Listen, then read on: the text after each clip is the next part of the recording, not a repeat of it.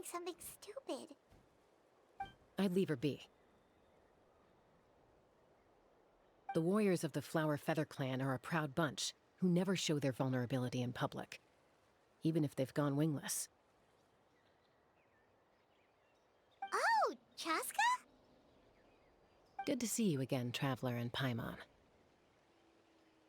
Before we carry on, let's get a little further away before Koyer notices us.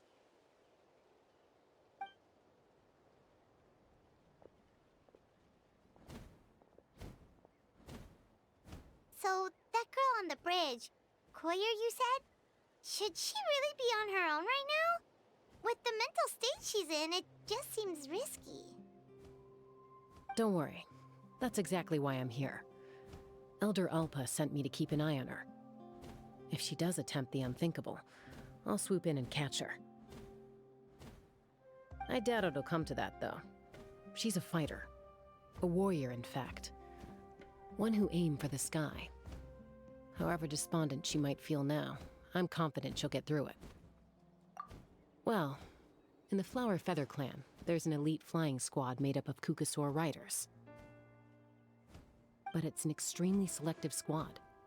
To become a rider, you need to undergo a trial where you not only demonstrate mastery of the relevant skills, but also win the approval of the Kukasaurs. Very few candidates make it through the process. Koyer has spent years training for her most recent attempt, but unfortunately she didn't pass. So it's not hard to see why she's so upset. Sometimes, after multiple failed attempts to pass the flying test and win the Kukasaur's approval, people get so disheartened that they give up on their dream to soar the skies. They resolve to quit trying for good. We call those people the wingless. Do they get expelled from the tribe? What? No, of course not. They're still prized warriors. We have a saying. Just as the Kukasaur treasures every feather on its body, so the tribe treasures each one of its children. This hits even harder in the wake of the war. All of our young warriors carry the future of our tribe on their shoulders. Besides, every Kukasaur falls from its nest before it learns to fly. It's practically a rite of passage. Likewise for the wingless, we always hold out hope that one day, when they're ready, they'll rekindle their dreams and keep trying. Until then, all we can do is quietly watch over them from a distance. Just like I'm doing now. Ah, okay. Paimon hopes she'll get back on her feet soon. Well, from the sound of her whistling, her confidence has been seriously shaken. No Kukasaur is going to respond to a call that sounds like that. Yeah. People from my tribe call to their saurian companions by whistling or blowing a horn. So it sounds like Koyer was trying to summon a Kukasaur to practice her flying.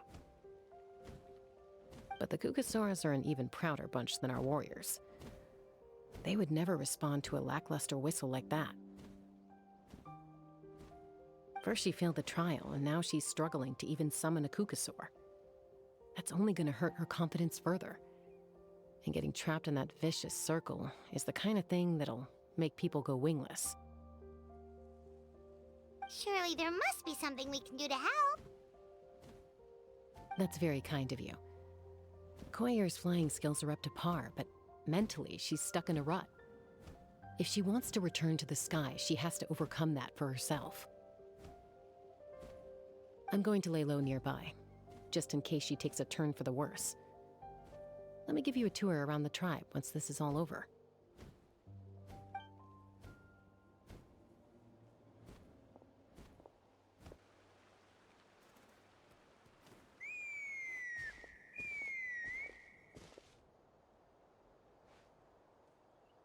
Koyer still isn't giving up.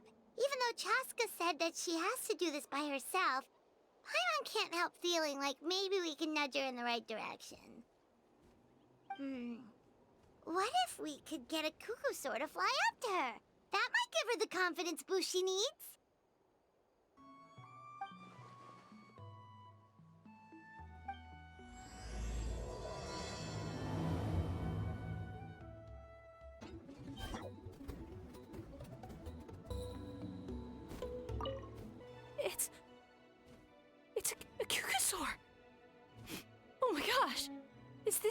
really happening?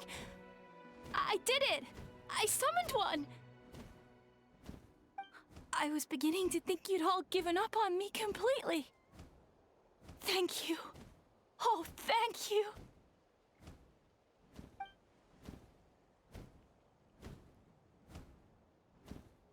Excuse me? Would you mind if we did some flying practice together? Right now? I think I know where I went wrong in the test now. I need to maintain a higher speed on my turns. So, I just gotta practice my bell tail slides and split S maneuvers.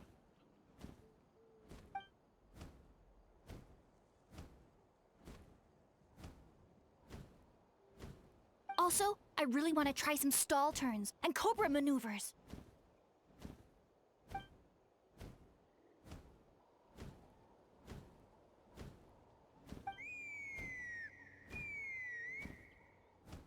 Huh? That sounded like a whistle. Is someone else trying to summon a Kukasaur? Hey! Wait! Wait!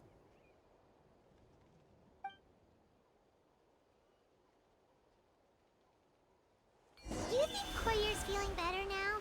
Let's go back to that bridge and check. Chaska! I summoned a Kukasaur! They do still respond to me after all!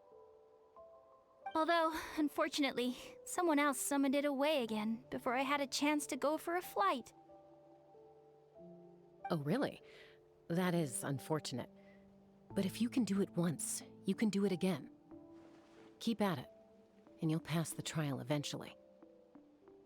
You're right. You know, I almost thought about giving up, but I'm glad I didn't. Hey, Chaska, how's Koyer doing? Huh? Who are you? And how do you know my name? These are my, friends. The Traveler and Paimon. You came up in conversation the other day because I was telling them about up-and-coming warriors in our tribe. Oh, the Traveler, huh? So that's you. What do you mean up-and-coming? I'm closer to being wingless than I am to passing the trial. Anyway, we haven't met before, have we? You look so familiar somehow. Maybe you saw her in the stadium? Or anywhere, really. She's been all over Natlan lately, so it's not surprising that you've seen her around. If you say so. Koyer, Chaska.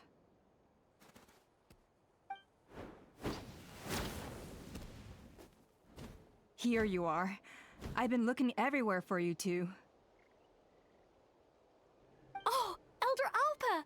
What's the matter? I thought I should tell you myself. We're going to redo the flying trials.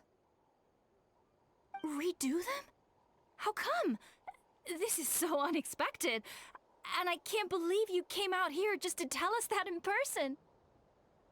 It's embarrassing to admit, but due to time constraints, we didn't do a proper inspection of the arena before the last round of trials began. Then we started to notice many candidates performing worse than expected. So we redid the inspection afterwards and found a number of issues which likely impacted candidate performance.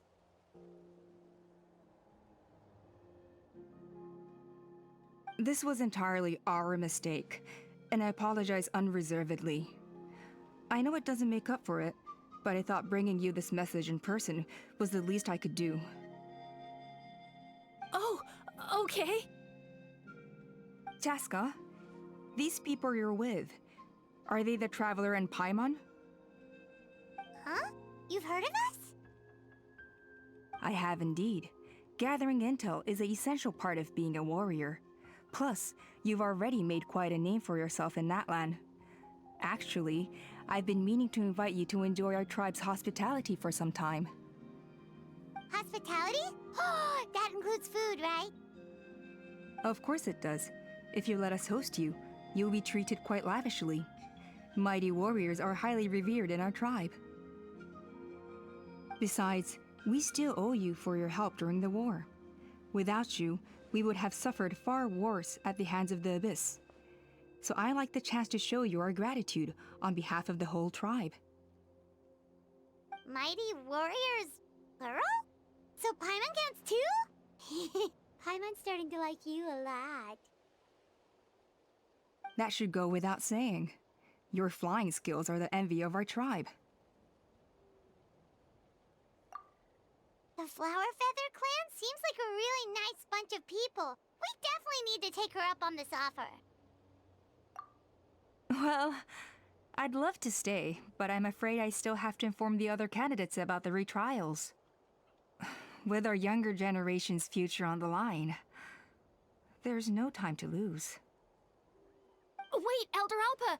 Let me help! The sooner everyone gets the news, the better! Very well. In that case, Chaska, could I leave you to entertain our guests? Sure thing. Okay. Let's meet by the Obsidian Totem Pole later. Koyer, let's get going. Okay.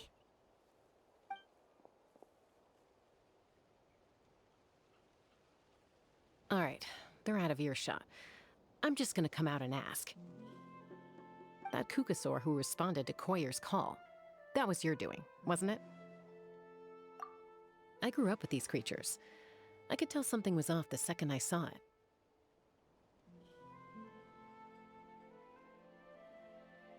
Her whole demeanor seemed less like a Kukasaur and more like, well, you. So I figure you must have been pulling the strings somehow. She looked very flustered when Koyer asked for a ride, so I whistled to give her a chance to escape. And judging by the look on your face, that was a welcome intervention, huh? It's all right. If you'd rather your hidden talents remain hidden, I respect that. I won't press you for answers, and I'll keep my speculations to myself. You're the kind of person I'd still trust even if you had superpowers. I know you'd use them for good. I think the ends justify the means in this case. She just lacked confidence, and you helped her resolve her internal conflict. If you hadn't intervened, I likely would have gotten my mom to help out instead. Although, having said that, there's a small chance she might have recognized her and seen through the whole thing. That would have done more harm than good. Yeah. Anyway, if you're free now, how about I give you that tour I promised?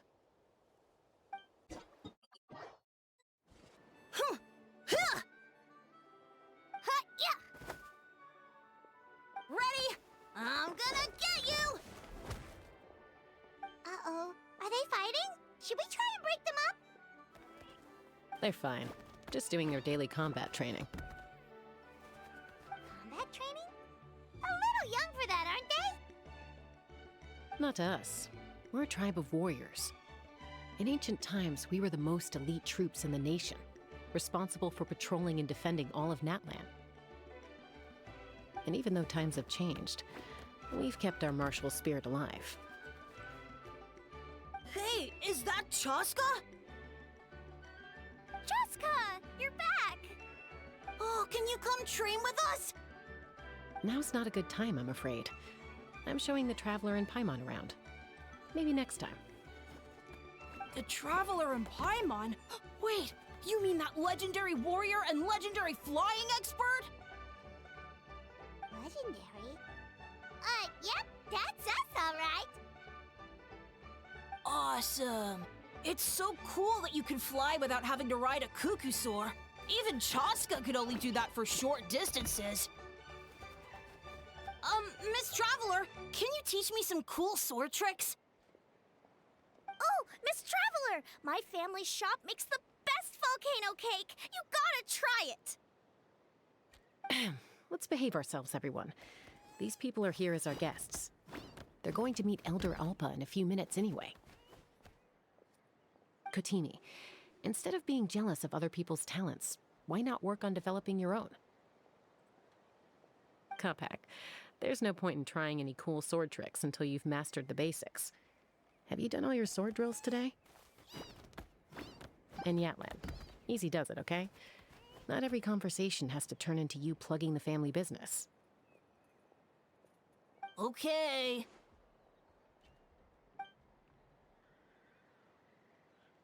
Sorry about those kids. They just got overexcited when they heard your name. I hope it didn't bother you too much. This is a volcano cake that Yatlan forced into my hands. She said to think of it as an apology gift. Whoa, it smells amazing! Traveler, you want some? That's good. Yatlan will be thrilled. By the way, Chaska, those kids really adore you. You're way better with them than Paimon expected. Paimon figured you'd be more... aloof, maybe? Aloof, huh? Well, to be fair, there was a period when I was like that. Around the time when I first joined the tribe. But it's a terrible attitude to have as a peacemaker.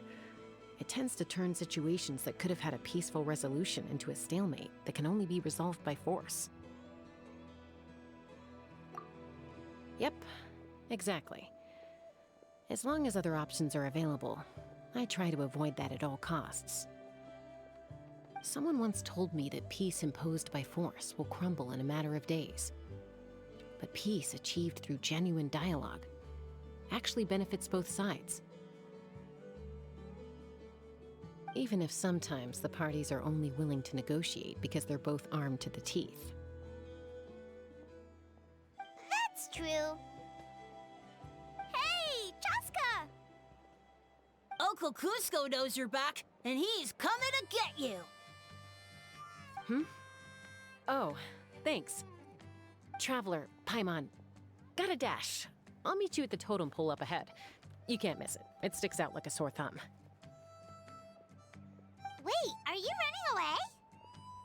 First rule of conflict resolution? Grab the fan and run before the you-know-what hits. Trust Chaska to make even running away sound cool. Sorry about this. Just stall him for me, okay? I'll explain everything later.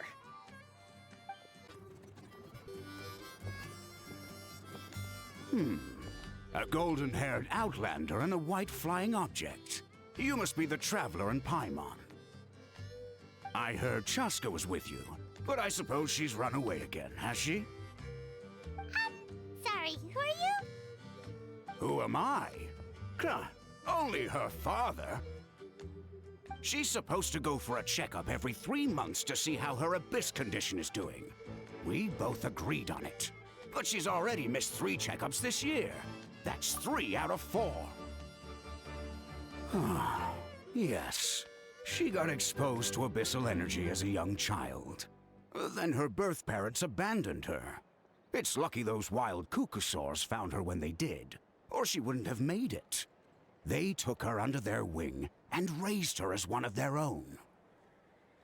Eventually, some riders out on patrol spotted her and brought her back to the tribe.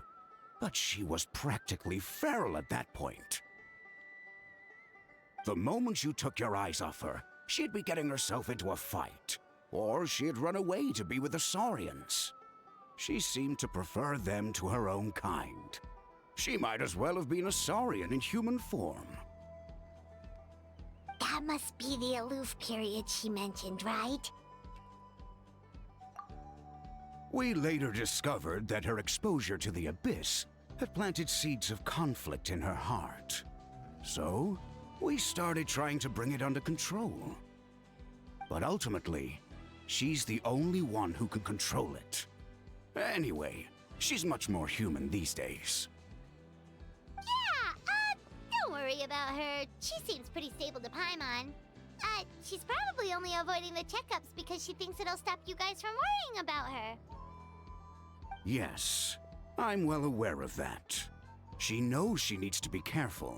If her condition ever took a turn for the worse, she wouldn't be brushing it aside like this. It's just, every checkup she's been to, they find new cuts and bruises. Nothing to do with the abyss, of course. Oh no, that's all fine. The problem with her is, she's her own worst enemy. She's been living dangerously again. I'm sure of it. That's why she's avoiding the checkups. She wants to hide it from us. Yeah, Paimon can see her doing that. Oh. In the past, she always had Koichi to keep an eye on her.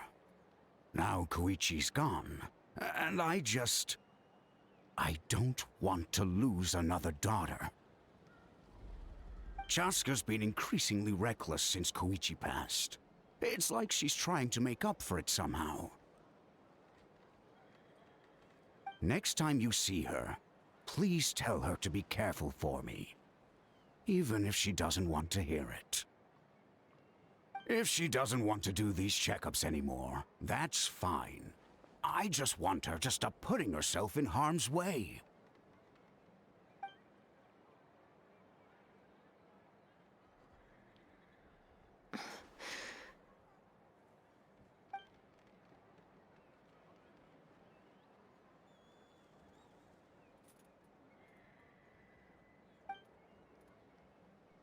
Whoa, where did the time go?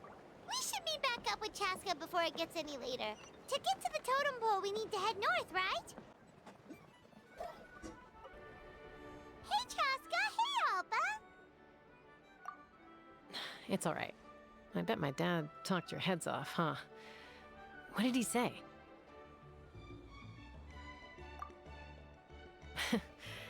I was sometimes a little impulsive back then. That's putting it mildly. The memories. It feels like it was only yesterday when we brought you back and had Cusco and his family take you in. Back then, no one imagined this feral child would grow up to be the strongest warrior of the Flower Feather clan. Huh? You were the one that brought Chaska back to the tribe? That's right. Elder Alpa was already a veteran rider by then. She spotted me while patrolling from the skies and tracked down my Kukasaur mom. Mom agreed it was time I tried to re-enter human society. But I didn't know the first thing about being civilized. I clashed with everyone who had to deal with me. And look at you now. Renowned throughout the land as a peacemaker. How time flies. When the day comes that I can't fly anymore, it will be up to you to look after our tribe and our flying squad. You know me, though. I'm not a natural commander. I'm better off as a lone wolf on the front line. So stick it out at least a few more years, okay? Give Koyer and the others time to come into their own. Oh, stop.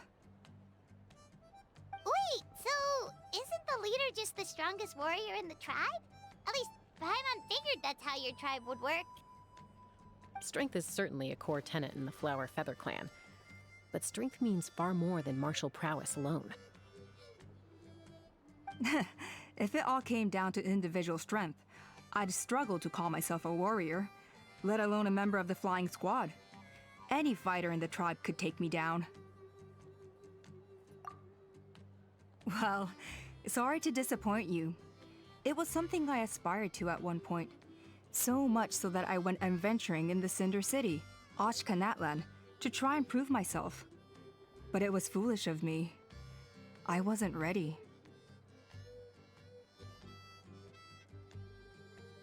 I came back empty-handed and seriously injured. The fact that I survived was something, I suppose. But after that, I never seriously considered myself a strong fighter. And yet, you still managed to become the leader of the flying squad, thanks to your experience and determination. All while battling those old injuries. Don't you think that's a display of strength in its own right? Let's shelve this discussion for now. Traveler, Paimon, there are some simple refreshments on the table. Please help yourselves. Yes! Paimon was waiting for that part! They were for the snack stomach. The refreshment stomach still has plenty of space. Paimon is so full. Well, if you're enjoying our hospitality, feel free to stay with us as long as you like. Elder Alba? There's, something's come up. Hmm? What happened? Is it serious? Shall I deal with it? It's... Some merchants showed up, not from our tribe. They said they're here to discuss some potential collaboration with us. Why now? This is terrible timing. There are a few wingless that we haven't managed to reach yet, and we still haven't inspected the retrial arena. Let me handle the other errands while you meet with the merchants. You shouldn't be trying to do everything at your age. You should help too. Seems only fair after all that food we ate. Huh. Well, much obliged. Chaska, the remaining wingless are all people you know. Let's see. Pishika now manages the floating target balloons. Waska's probably still addicted to eyes on the feathered prize, and Junon spends her days up on the flying platform, staring at the Cinder City. I'll leave you to tell them the news. Are you sure you don't want to reconsider, Pashika? I appreciate it, boss. But honestly, I'm pretty happy with my life nowadays. Pashika, they're redoing the flying trials. Huh? Mutoda? Ah, did Alpa send you? I was just telling Pashika the news, actually. The way things are with the tribe these days? I mean, you don't need me to tell you. This here is no future for a seasoned warrior like you. Ah, come on, boss. Do you have any idea how long it's been? I've been wingless for years now. I'm not cut out for that anymore. Of course, I'll do my part if we ever need to defend the tribe. But there's really no point in me trying out for the flying squad now. I've already made my peace with it. Not everyone has what it takes to return to the sky after going wingless. Elder Alpa's perseverance is something else. And it's okay if I'm not destined for greatness. I might not have the Kukasaur's approval, but with my hot air balloons, I can still reach the skies. Handling these balloons every day, seeing how the customers react, the looks on their faces, that's enough for me. Finding something you love doing can be just as hard as passing the flying trial. It's worth holding on to. Fair enough. It's your choice. I won't force you. Oh, by the way, you should try taking a balloon ride if you've got the time. Once you've been up there for yourself, you'll see why I love it so much. No problem. If you ever want to give it a try, you know where to find me. A retrial? What's the point? I pretty much treat life like it's a game. No Kukasaur's ever going to approve of that, no matter how many times I try. Waskar, I can assure you, Kukasaurus wouldn't judge you for something like that. Well, they must be judging me for something. Maybe I lack fighting spirit, or just don't have the talent. Not everyone's a natural like you. Don't waste your time on me. You'll have better luck with the ones who still have their heads in the clouds. In the meantime, I think I'm going to treat myself to a few more games of eyes on the feathered prize. Yeesh, there's wingless, then there's being a total lost cause. He used to be a fierce warrior, actually. But fighting spirit alone won't win you the Kukasaur's approval. Are all Kukasaurs so strict? The ones in floating target balloons and eyes on the feather prize seem pretty chilled out. It's one thing to hang out and have fun, but quite another to take to the skies with a human life on your back. Giving a ride to someone who's unqualified endangers not only the rider, but also the Kukasaur themselves. If the rider makes a mistake, they both suffer the consequences. So we have a mutual understanding with the Kukasaurs. If someone isn't up to standard, we have to reject them. Even if it means breaking their hearts.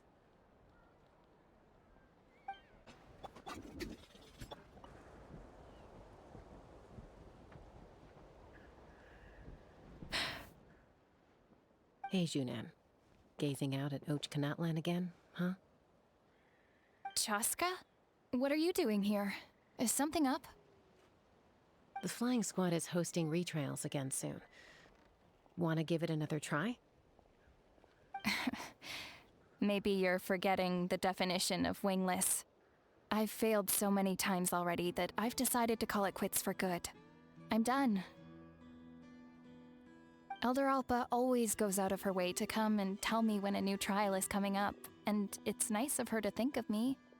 But nothing's gonna change. I'm not going to suddenly pass just because they're holding another trial. They're making some big changes to the arena this time, so the flying experience should be smoother than before. Koyer's gonna try again.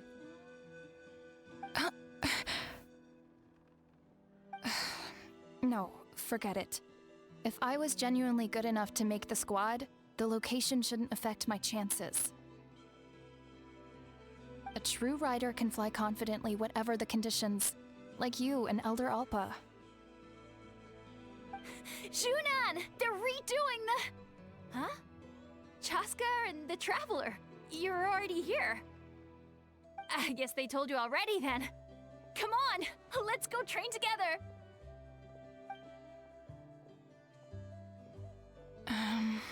I'm gonna sit this one out. What? Why? But you've always looked up to Elder Alpa. She went wingless after her injury and spent years drifting, but even she came back and made it in the end. If she can do it, why can't you? I mean, I don't have that kind of perseverance. And besides, the last thing I want to do is fail in front of her yet again. Oh, come on. You know you don't need to worry about that. Alright, well, how about we just treat this as you being my mentor? Then will you train with me? I mean... Enough umming and ahhing. Let's just get up in the air and figure it out as we go. Wait! Hold on, slow down. I can't keep up. Well, that's one way to do it. They've been best friends since they were kids. If anyone knows how to get Junan out of a rut, it's Koyer. You helped Koyer deal with her internal conflict, and now she's done the same for someone else. You know, people often talk about how one conflict leads to another and so on. But sometimes in life, things spiral in a good direction instead.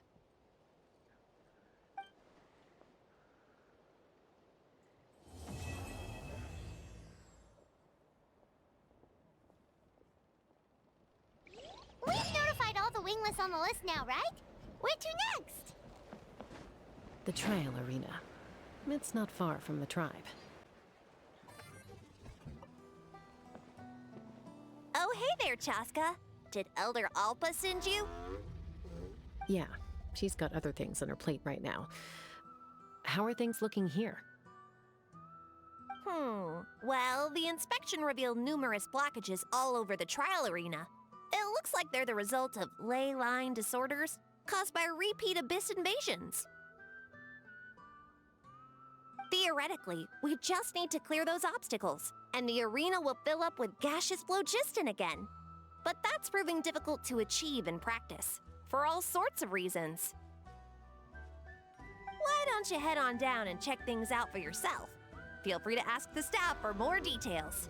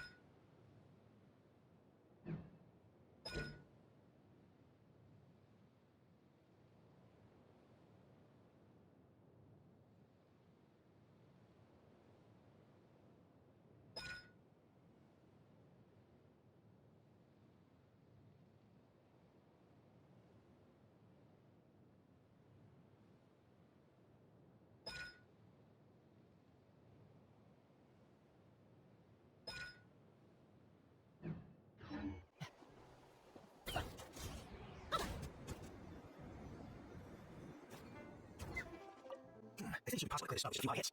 What, nice to see life again. Middle might be dangerous. Hey, what's this? Oh, this much you get now. Thank you very much.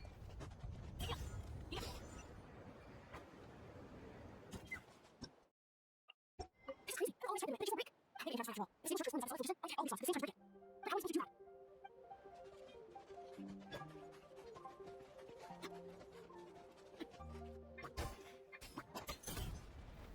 Ah, so that's how you do it. Amazing.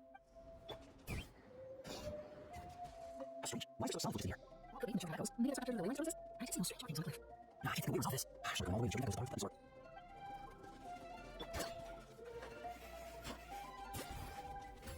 Whoa, did you see that? That's just right over. How did you get here? Just as a matter. Well, I'm already a good thing. This stuff's here. That's all that matters. Oh, are you here to help? Thank goodness. There's no way I could do all this by myself. So the blockage here has to be cleared using a special bomb, but carrying explosives up that steep slope would be a recipe for disaster. If I dropped it or slipped and fell, I'd be blown to bits in an instant. So, my plan was to transport the bomb to the other side, then send it over in a hot air balloon. All I need now is for someone else to strike the balloon at the right moment, dropping the payload right on top of the spout, and problem solved. What do you think? Simple enough, right?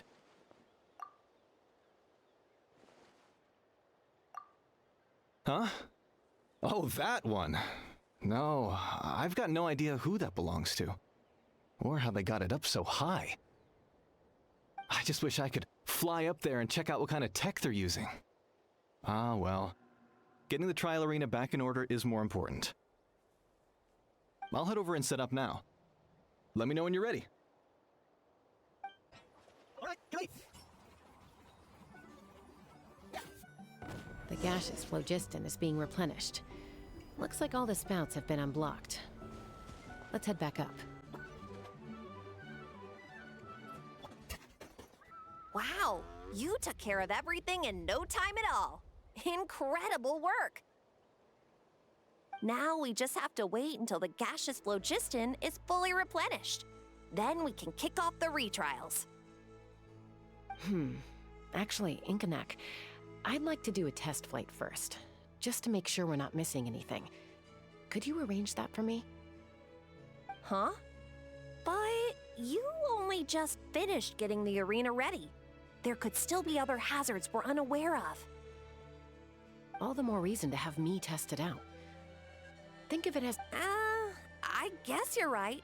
With your flying skills, you won't be in any serious danger, even if there are hazards we overlooked.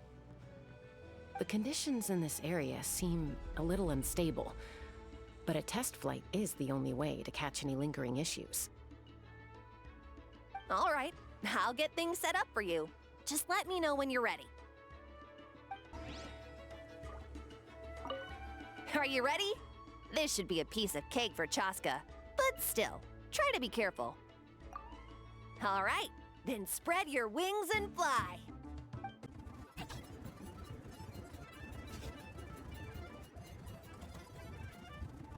That was amazing. Paimon couldn't take her eyes off you. No, nothing major. Give it a few days, and we should be able to conduct the trials. Help! Help me! You're from the Flower Feather clan, right? Please, come quick, you've got to help us! Catch your breath first. What's the situation? We got attacked by a kukasaur. My friends are still stranded in the middle of the road with the goods we were transporting. Please, I'm begging you, save them! Huh? Are kukasaurs really that aggressive? Do they usually attack groups of people unprovoked?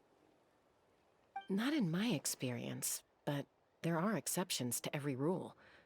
Let's go check it out. Ouch! I've never seen such an aggressive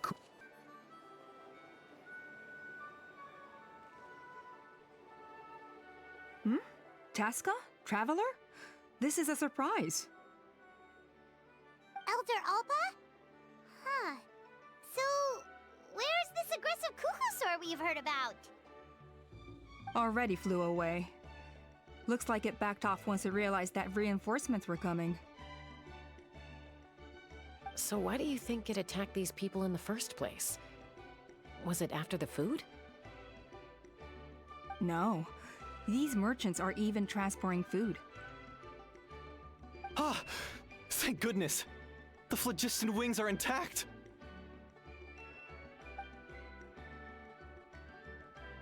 Phlogiston wings. Thank you so much for coming to our rescue. These phlogiston wings are our most prized goods. If anything happened to them, it would ruin us. Wait a minute. Are you the merchants that were looking to collaborate with us? Wormy told me about you. Yeah, that's us. So I take it you're Elder Ulpa? I am. You must be exhausted from your journey, not to mention shaking up from the attack. Let me bring you back to our tribe to rest. We can talk business after you've recovered. But Elder Alba, what about the Kukasaur attack? Well, our guests here weren't seriously injured, and their goods are intact. Perhaps that Kukasaur was just having a bad day. There are so many of them around here. You'd expect something like this every once in a while. I don't think we need to pursue it any further. More importantly, how are the preparations for the flying trials going? Is everything in order over at the arena? Huh? Did you say flying trials? What a coincidence! Sounds like a perfect use case for our phlogiston wings.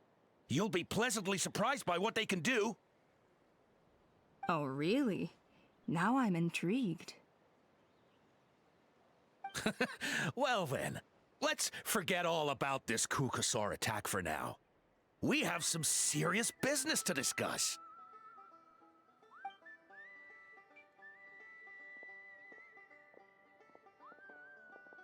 Huh? So that's it? That all went smoother than expected. Well, guess we'd better get going.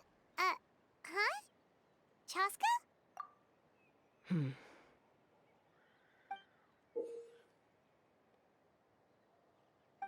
A blood-stained feather.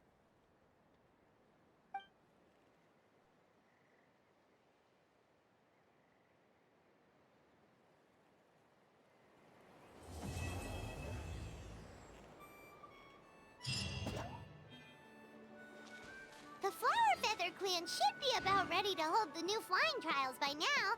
Let's go check it out!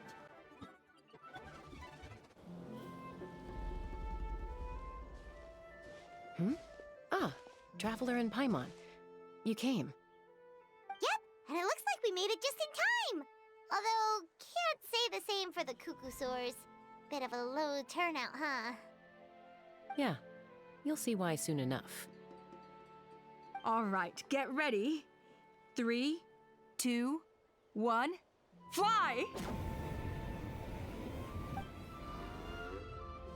Whoa! We're really flying! I feel light as a feather. I'm flying without a Kukasaur. These phlogiston wings are awesome! What's going on? Paimon can barely believe her eyes. How did they fly all on their own? The merchants we ran into that day were selling a product called phlogiston wings. It's a flying machine worn on the back. To operate it, you just use a handheld trackball that controls the flow of gaseous phlogiston. That's incredible. Yeah, if our tribe, well, if Natlan mass adopted this technology, it would revolutionize our mobility and responsiveness in times of crisis. Just think of the countless tragedies that could be averted. I feel like I'm dreaming. Did I really just fly on my own without the help of a Kukasaur? You'd better believe it. Plus, you just passed the flying trial. Right, Elder Alba? Elder Alpa? Should this really count as a pass if we did the trial using phlogiston wings? Why not? The scoring rubric is about flying performance. It doesn't specifically say you have to ride a cuckoosaur, does it? Yeah, maybe, but I mean, even Chaska had to ride a cuckoosaur in her trial, right? And the whole point of the trial is to test both your flying technique and your ability to work with a saurian companion. Well, if we can fly by ourselves, maybe we don't need to test the ladder anymore. Chaska, Traveler, what are your thoughts on this new invention? Right? That's what I think too. I agree that they have strategic value, but I don't think it makes any sense to evaluate candidates by the current testing standards if they're using phlogiston wings. Why? Shunan finally mustered the courage to go through with this, and now you're saying it doesn't count? I don't have any experience using these wings in battle, nor is it immediately obvious how to incorporate them into the existing systems in our tribe. Taking a longer-term perspective, I think we need to start by getting thoroughly acquainted with how these things work. Then we can develop a new trial format with new assessment criteria, tailored to candidates using the phlogiston wings. You all raise valid points. But Chaska, while your proposal sounds perfectly reasonable, it would probably take years to put it into practice. We lost so many people in that war. These phlogiston wings could be exactly what we need to strengthen our forces and boost morale in this trying time.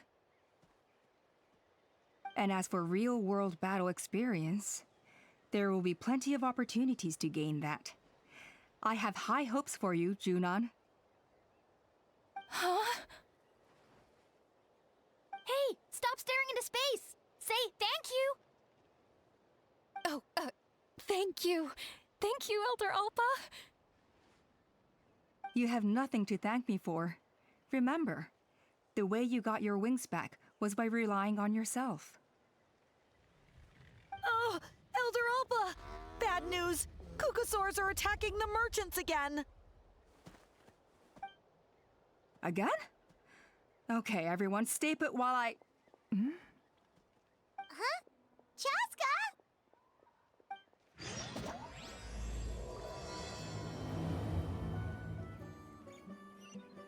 Why did Chaska rush off like that? And then Elder Alpha and the others too? Anyway, let's go see what this is all about.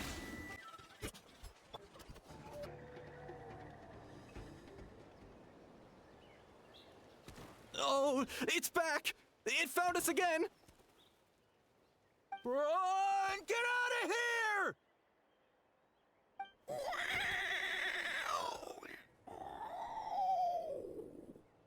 Curses! She's really riled up this time. Hey! Stop running! We'll never outrun a creature with wings!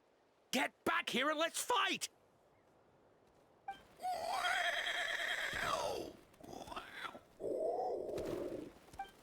Stop! All of you!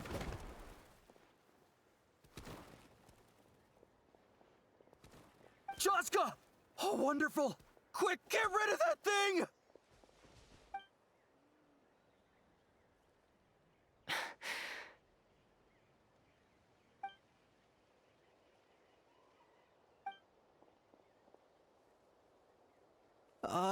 What's going on? Why isn't she doing anything? So it really is you. Sister. Wait, sister? That cuckoosaur is Chaska's sister?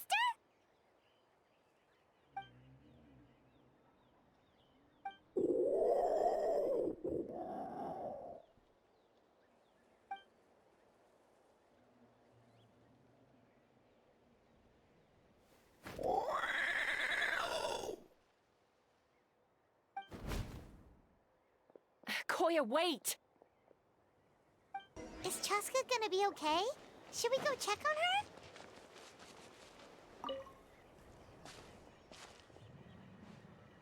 Chaska, are you okay? I'm fine. Sorry for making you worry. No point. She's an expert at hiding her tracks. Once she's shaken you off, you'll never catch up to her. At least, I always used to lose to her at hide-and-seek when we were kids. Well, yeah. You know I was raised by kukasaurs. Anyway, she and I grew up in the nest together. Her name's Koya, and she's my big sister. We played together all the time, chasing each other through treetops or mountaintops. It felt like it would go on that way forever. Until the day I was sent back to live with the humans. Not all kukasaurs are friendly towards people. Koya, for instance, she's fine with me because we grew up around each other, but she's not fond of other humans. When Mom decided to send me away, Koya strongly protested, and after I left, she became more and more reluctant to interact with humans. Maybe she thinks that humans stole you away from her. It's a possibility, but in any case, we still stayed best friends at first. I had a hard time adjusting to life in the tribe, so whenever something went wrong, I'd run off into the wild and vent to Koya. Ah, so that's what Uncle Cusco was talking about. He said you seemed to prefer hanging out with Saurians to your own kind back then. Yeah, I did. But then, gradually, everything changed. With a new mom and dad, a new tribe, and Koichi. I started getting curious about these humans, and made an effort to understand their behavior. The more time I spent with them, the less I spent with Koya. And then, one day, it was Koya's turn to leave the nest. She sought me out and asked if I was willing to leave the tribe and go live in the wilderness with her. As far as I can remember, that was the first time she ever approached a human settlement on purpose. So, how did you answer her? Well, I wouldn't be standing here talking to you if I'd said yes. No, I was torn. On the one hand, I'd already made up my mind to embrace my new family and accept my human identity. But I also knew that Koya wasn't a fan of humans, and I didn't want to disappoint her. She took my hesitation as an answer. She saw it as a personal betrayal, threw a huge fit, and then flew off. We hadn't seen each other since, well, until today. Not for a lack of trying, though. I tried asking Mom where Koya's new nest was so I could talk things out with her. But Koya had already asked Mom not to tell me where she'd moved to. It must be hard for Mom, being stuck between her two daughters. So I didn't press the issue. And I didn't go looking for her. If things carry on like this, I need to make sure I find her before anyone else, even if she doesn't want to see me. For now, let's bring the wounded back to the tribe, and see what Mutota and Elder Alba have in mind.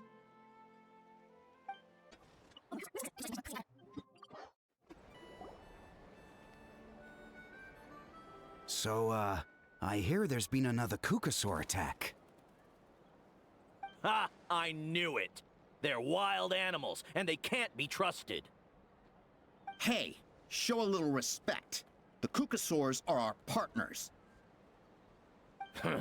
Maybe in the flying squad, but they don't give a hoot about the rest of us. Well, now that we have the phlogiston wings, do we even need the kukasaurs anymore? Are you kidding? How are we supposed to protect our tribe without them? I didn't mean it like that. Huh? Protect our tribe? Or are you just scared that your precious flying squad will lose its prestigious position? You take that back! Things are changing so quickly. Tasca, there's a conflict emerging there. Aren't you going to nip it in the bud? The whole tribe's talking about this now. Breaking up a single fight won't solve anything. The real source of conflict here is the phlogiston wings, and what happened with Koya. On any other day, people would just brush this attack aside. After all, clashes between wild kukasaurs and humans are no more common than those between people. But now that the phlogiston wings have entered the equation, it's sparked a debate over whether our tribe needs the kukasaurs at all. I worry that we risk repeating the mistakes of the Cinder City. Back then, Lord Ochkon's hatred of the Saurians nearly destroyed the peace forged by the Pyro Archon.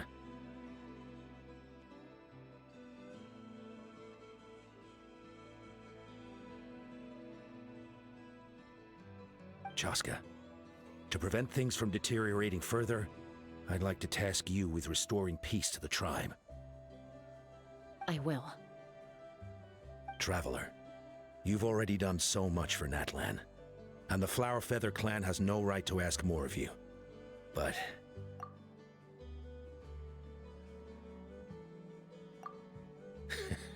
looks like I was making a mountain out of a molehill. And don't forget about Paimon. Just leave this to us. This whole situation has unfolded so quickly that it's put us on a back foot. To tell... You think someone might have orchestrated all this? It's possible. Leave it with me. I'll look into it. Also, Chaska, could you try to keep a low profile while you're out there digging around? We don't want to give our hand away. I'll do my best.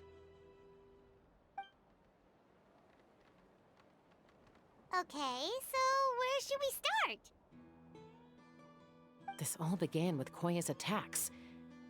If we can find out what led her to do it, that should give us something to work with. Unlikely. Given how she reacted when I showed up, I don't think she's forgiven me. If you want to resolve a conflict through dialogue, sometimes you need a third-party facilitator. Let's go see my mom.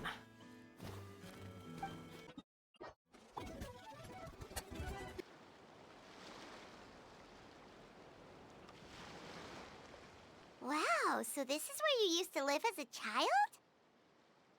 Mm-hmm.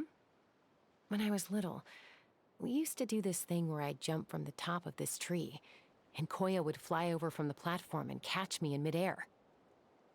Or sometimes we'd both fly from the treetop together, and then after some aerial maneuvering, she'd throw me up onto that platform. After we got a bit older, we went to the nearby shores looking for even greater heights. Stop! You're gonna give Paimon a heart attack! Oh, really? I just thought it made a fun story. Then I'll share more with you when there's time. Anyway, back to the matter at hand.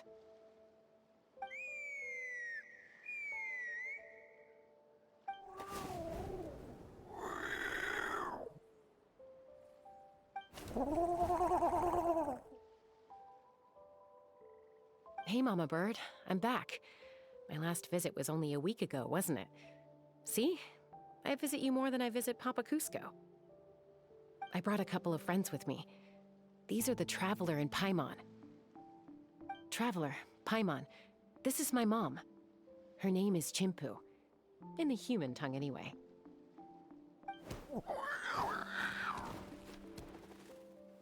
Hi! No, not really. I don't speak it as such, but I can sort of get the gist. Although only with Mom and Koya, since I spent my formative years with them. Even then, it's basically a best guess based on their sounds, body language, and expressions. Seems to work about 9 times out of 10, anyway. As for whether Mom understands me, I can't always tell. But somehow we still manage to communicate. Call it the family bond, I guess.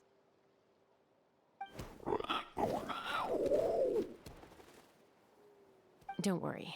I'm doing well, but I think Koya might be in some trouble.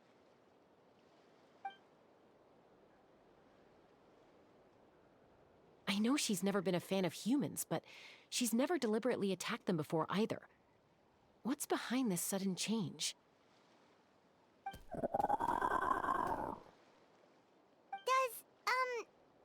Might Chimpu know anything? Doesn't look like it. Koya hasn't visited her in a long time.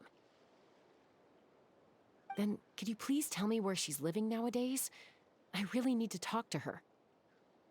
If this animosity between her and the tribe continues, then the next time there's an incident, I don't know if I'll make it there in time.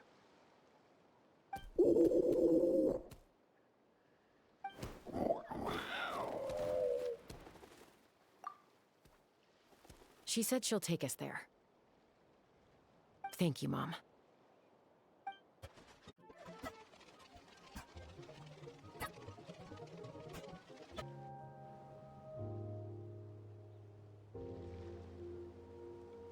This is a really remote location. Guess she was trying to get as far away from humans as possible. We stay here? Okay. Got it.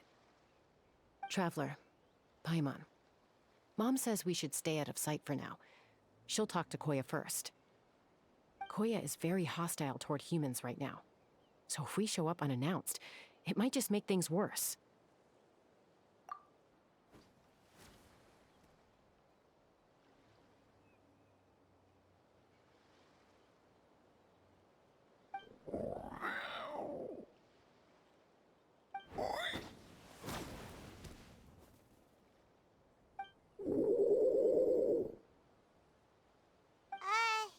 Any idea what they're saying? Sounds like things are more complicated than I imagined. There's evidence in this area suggesting that Koya might have been the victim of a human attack.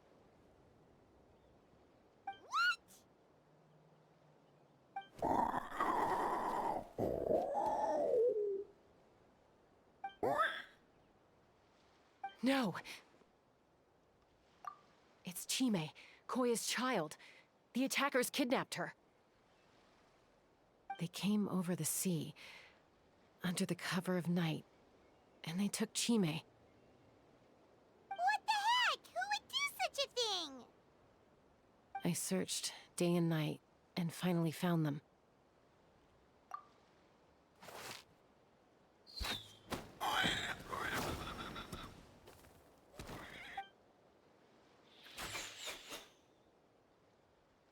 Oh, yeah! Tafal's contraption is working like a charm! Got her in one! Hey, there's another one! Wait, is that the one that got away last time? Who cares? Just get them all! T'Pol pays us per catch!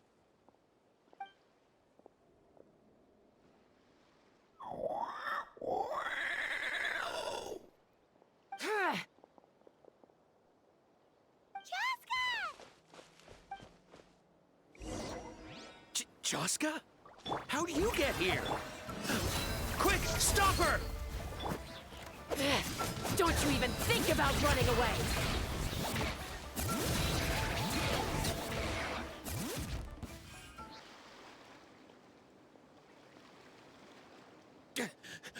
Don't come any closer, or I'll...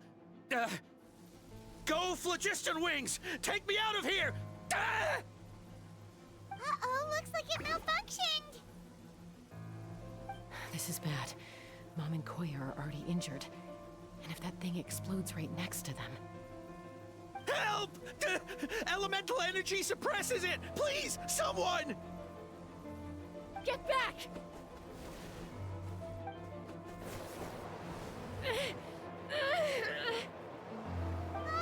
It's still going, and it's getting worse. Guess we need a more permanent solution. All right then.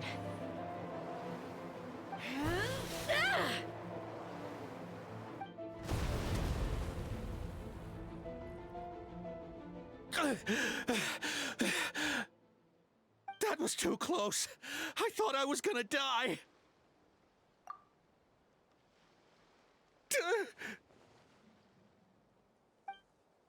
Answer us honestly. Were you the ones who attacked Koya before? I am... No, it was...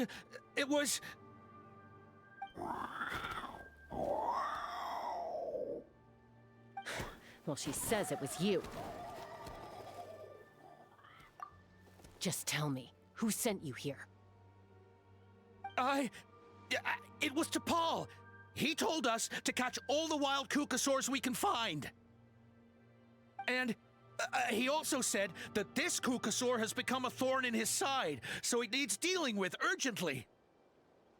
To Paul? Huh. Sounds familiar. But where from? Well, he tends to send his orders in writing.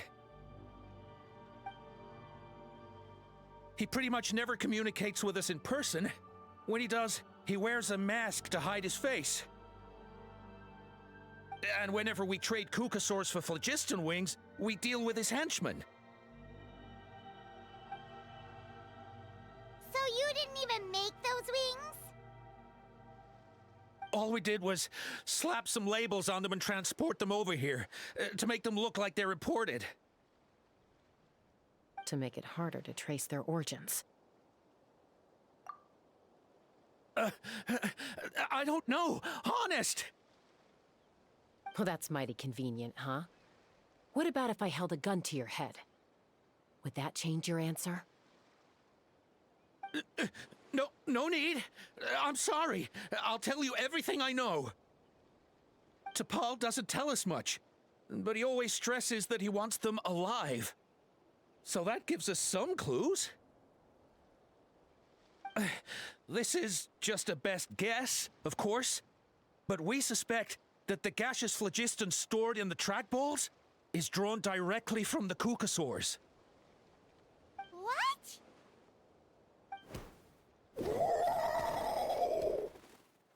Easy now. You're still injured. Hey, keep talking. Yes, ma'am. So, the gaseous phlogiston has to be highly refined in order to power the phlogiston wings. The slightest imperfection can have disastrous consequences, as you just witnessed. But the kukasaurs have a natural ability to process gaseous phlogiston. So, if you use them as an intermediary, then...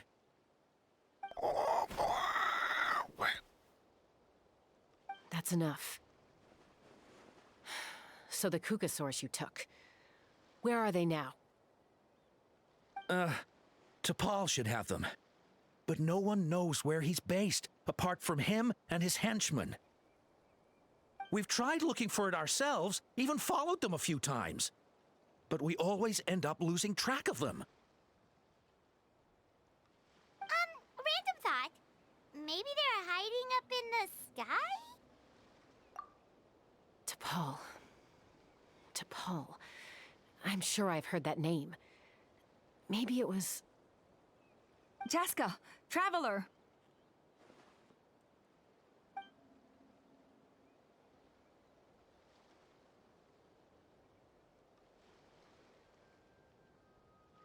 That voice! It's Alpa!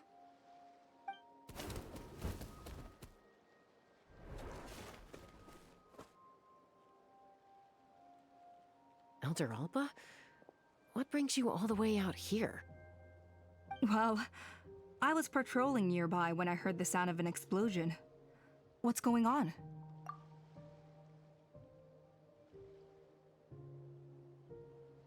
I don't believe it. Elder Alba, does the name T'Pol ring a bell to you? I feel like I've seen it written down before. Maybe in a list of candidates for the flying trials? Huh? So he's a member of your tribe then? No. If he was a member of the Flower Feather Clan, I'd definitely know him. Now that you mention it, I do remember a young man from outside our tribe who came to participate in our flying trials once. You were away on a mission at the time, which is probably why you don't remember him. He was a craftsman from the Children of Echoes, but he'd always dreamed of soaring the skies, so he wanted to join our flying squad. The Children of Echoes? That's rare. But despite his best efforts, he unfortunately failed to pass the trial and gain the Kukasaur's approval. In the end, he went wingless and returned dejected to the Children of Echoes. Wingless, huh? Maybe he invented the phlogiston wings to get revenge on the cuckoosaurs. Perhaps. Or maybe it's simply his way of dealing with his regrets over his past flying endeavors. Either way, it doesn't excuse his abuse of the cuckoosaurs. I'm gonna take these guys back and expose the truth to the tribe. It's time for this conflict to end. Easy, Chaska. Remember what I said about keeping a low profile? The ringleader still hasn't shown himself, and this man's allegation about powering the phlogiston wings with cuckoosaurs is only speculation. Bringing these men to the tribe now won't win over any current supporters of the phlogiston wings. In fact, it may even escalate the conflict further. After all, many are mistrustful of the cuckoosaurs after recent events. Is that why T'Pol waited until now to try to capture my sister? I don't know. I mean, he did tell us to spread negative rumors about the cuckoosaurs and slip some mora to anyone opposed to them, but... But Koya only attacked humans because they stole her child! Nevertheless, we will be hard-pressed to change people's minds while emotions are running high. Unless we have irrefutable evidence. Bravo! My thoughts exactly. In the meantime, leave these men with me. I'll escort them back to the tribe. I'll take the other members of their crew into custody too. They won't get another chance to stir up trouble. Fair enough. I guess finding T'Pol is gonna be the key to resolving this conflict. Let's hope the Children of Echoes have some info on him.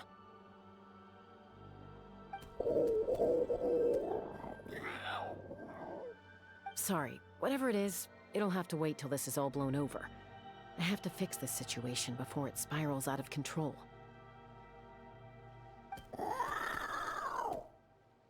Mom, sis, rest up and get well soon. I gotta fly.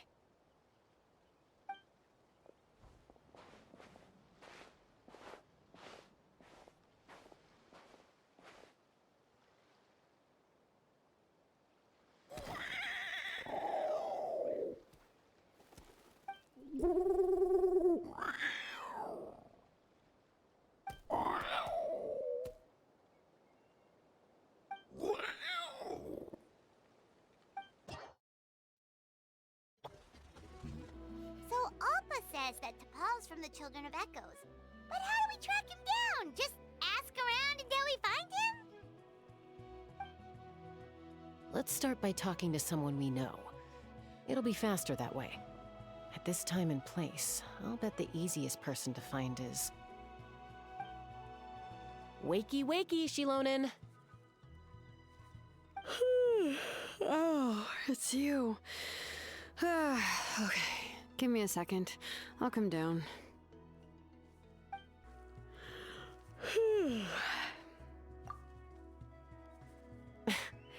I climb trees to fly further and see farther. I don't usually stop for a nap. Well, we're not all like you. Always full of energy, even after flying around all day. Yeah. So, you've come all this way and interrupted my precious nap time. Might I inquire as to, why? I'm sorry, Shilonen, but it couldn't wait. Does the name T'Pol mean anything to you? He's a craftsman, apparently. Huh. T'Pol. Yeah, that rings a bell. I think that's Puma's child. Nope, I'm afraid you're a few years too late. Why are you looking for him?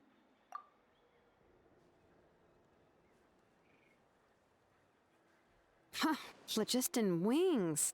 Wow, okay. The kid actually pulled it off. Well, looks like, no more rest for me today. Pulled it off? You mean he's tried making something like this before? Yeah, he started trying to build a flying machine right after he got back from the Flower Feather clan. So right after he went wingless, then. Was this flying machine anything like the gun you made me? You mean your gun that's harder to tame than the proudest cuckoosaur? No, he wanted to build something that allows anyone to fly freely, even if they're not naturally gifted.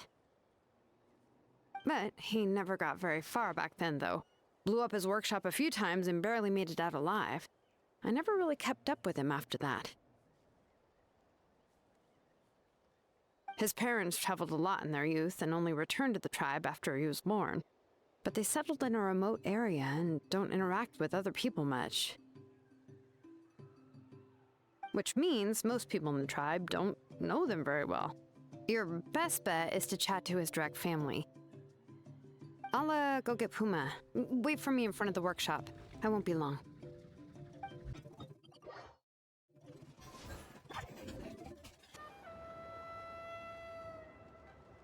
I'm back.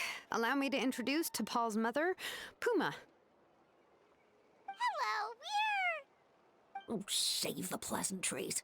I don't want to spend any longer talking about that boy than I have to. Huh? I disowned him long ago. He is no child of mine. All he cared about was his pipe dream of reaching the sky. Oh, we tried to talk sense into him, but he was obsessed. And then, when he left us, he spouted some nonsense about building a workshop in the sky to avoid the constant criticism of us ground dwellers. He left his notebook behind. Whatever questions you have, you can look for them in there. I am done talking about him.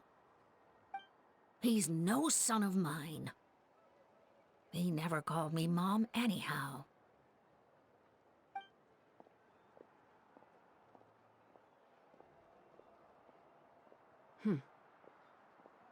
Wow, they've really fallen out. I'm sure wasn't expecting that. Her husband, T'Pol's father, he passed away recently, and T'Pol didn't even bother to show his face at the funeral. If you ask me, that was probably the final straw for Puma. I'll go keep her company. If there's anything else you need, just come and find me. Thank you.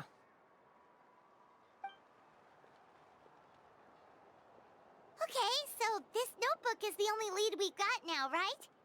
What's in there?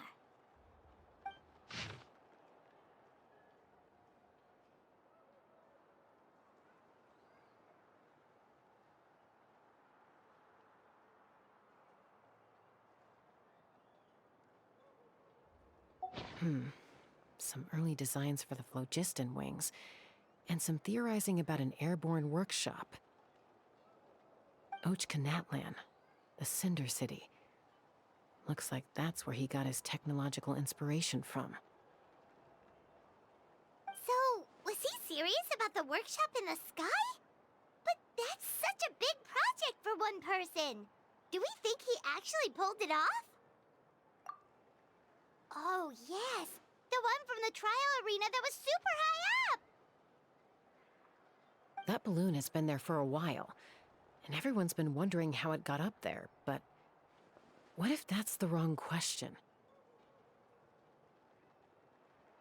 What if it started off even higher up, above the clouds and out of view, and it only descended to its current height due to some kind of malfunction? Part of T'Pol's workshop? Seems likely. If T'Pol's base had been hiding above the clouds this whole time, that would definitely explain why Isidore couldn't find it. I totally called it! But how do we get up there? Chaska, can you even fly that high? By myself? Possibly. But with a passenger, no chance. I doubt even phlogiston wings could take you up that high. At least, not without that relic T'Pol mentioned in his notebook. Yeah, and he's probably holding on to it. We'll have to find another way. Nope. That's way beyond Paimon's altitude. Also, would you really expect Paimon to go up there and take on T'Pol all by herself?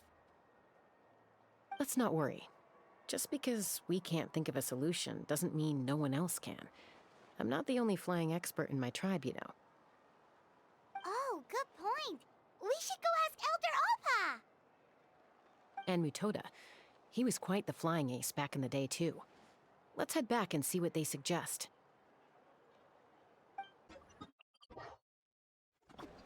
Chaska, you're finally back. Things are getting really tense in the tribe. Have you made any headway with your investigation? Some people even think we arrested the merchants just to support the flying squad and crack down on the phlogiston wings. We found some promising leads, but there's a major obstacle standing between us and the irrefutable evidence we need.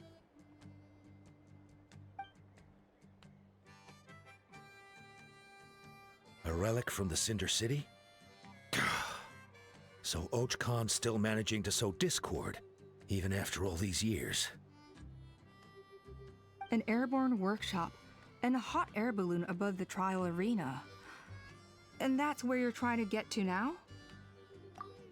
Neither phlogiston wings nor a Kukusaur can take you that high up. Do you really think that's where T'Pol is hiding? You know what? There might just be a way. Really? Do you still remember those spouts in the arena? When they were all blocked, the gaseous phlogiston was trapped and unable to flow. But now, it's flowing freely. If we were to block them up again... You mean all of them except the one at the very top of the arena? To build up the pressure there? Precisely. With all the gaseous phlogiston flowing through one spout, it would create a high-pressure wind current. And then we just ride it up into the sky! Yes, it has its risks, but with Chaska's abilities, I think she could manage it. It's an extremely risky approach, but I agree that it's feasible. If you want to give it a try, check with Inkanak at the trial grounds. She can explain how to block the spouts. Chaska, if anyone has a hope of seizing this evidence from the high heavens, it is you.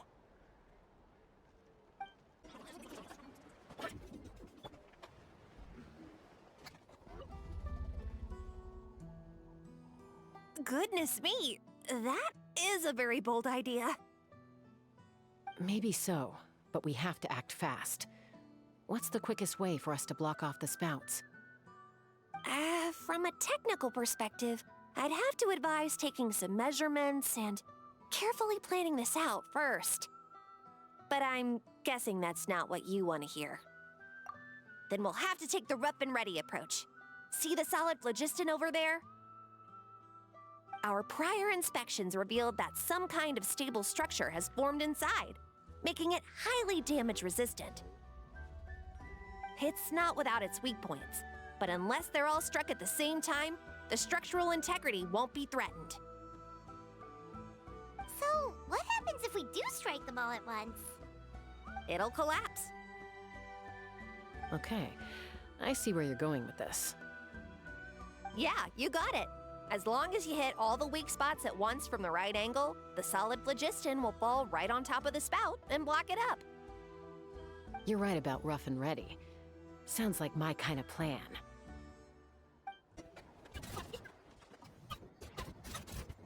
Look! There's a chunk of solid phlogiston right over that spout!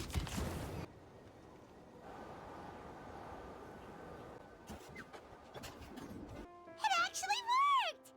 But wait, how are Paimon and the Travelers supposed to get up there? Koya can give you a lift. She's actually been following us this whole time.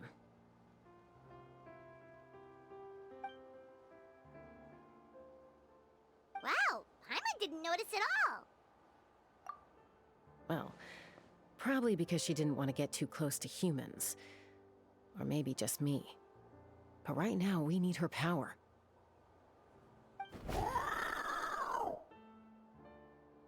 Whoa, you didn't even have to summon her! Yes, up there. That's probably where Chime is. All right, let's go have a little talk with this T'Pol.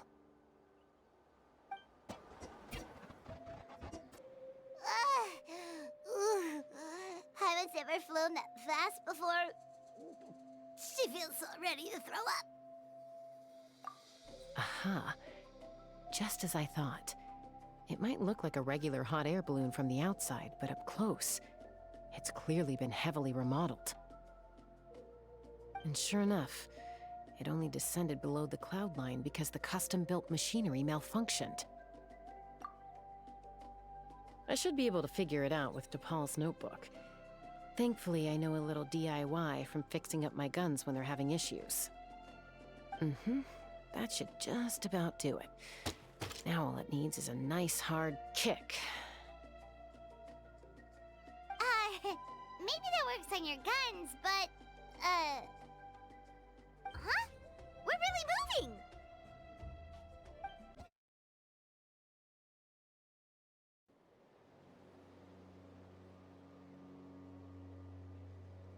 Here it is! The workshop in the sky! Oh, you gotta see it to believe it. Makes you wonder why T'Pol even bothers with phlogiston wings when he has tech like this. Well, according to the notebook, the platform beneath us runs on components from the Cinder City. Those can't be mass-produced. Also, I have some doubts about its mobility after seeing how it moved just now.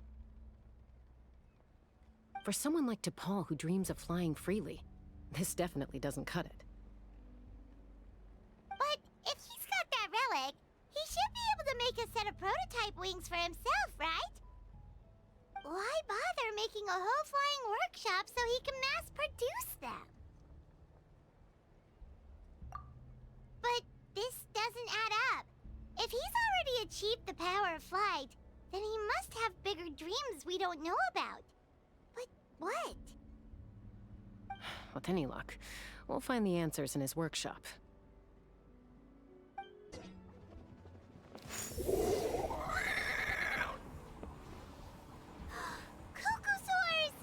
Seems like the merchants were right. T'Pol's using them for his own ends. I'll bet that mechanism on top of the cage opens the door. Let me give it a try. Why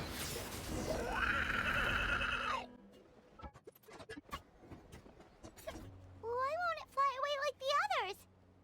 Is it... She's still breathing, but barely. By the looks of it, T'Pol was using these cages to extract phlogiston from the Kukasaurs. Once a Kukasaur is drained of phlogiston, it becomes too weak to move. We'll have to come back for these ones after dealing with T'Pol.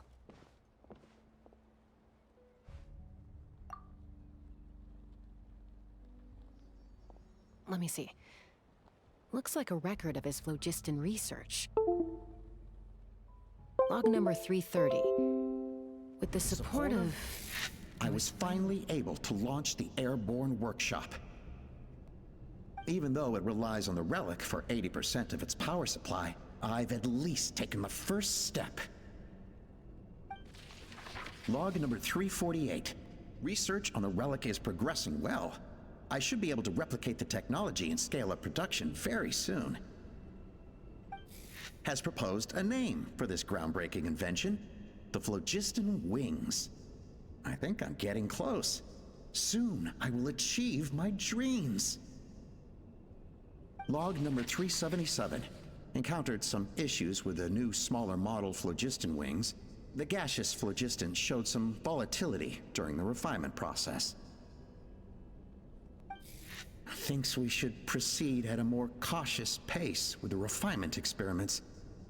But after so many past failures, I have to prove that I will succeed this time. Log number 114. Ran an experiment using Kukasaurs to refine gaseous phlogiston. It was a success. Log number 117. I have started recruiting merchants and hunters to capture wild Kukasaurs. Log number 121. Major breakthrough in the efficiency of phlogiston yield. Huh? So many parts have been crossed out! Yeah, probably the contact he alluded to in his other notebook. Guess he has a benefactor.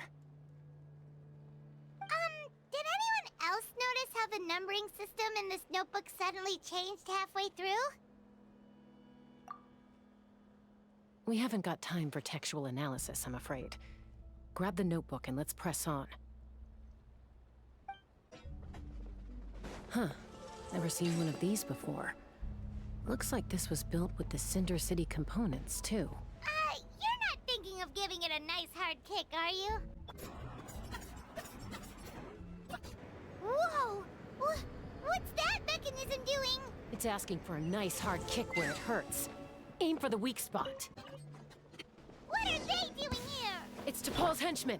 He must have brought them here using the relic in his prototype wings. Watch out!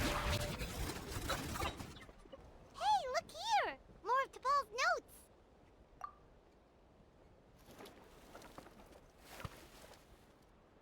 Log number 403. Introduce me to some new comrades who fully support my ideas. I told them that some saurians are blessed with wings, and some people with natural gifts, while the less fortunate among us can only look on longingly as they seize the skies. But I also told them that progress can erase individual differences. Think of the tools humanity has made to fight back against wild beasts. The law we have put in place to even the playing field between the strong and the weak.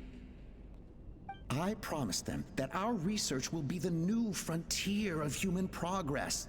With our phlogiston wings, the power of flight will no longer be for a select few to enjoy.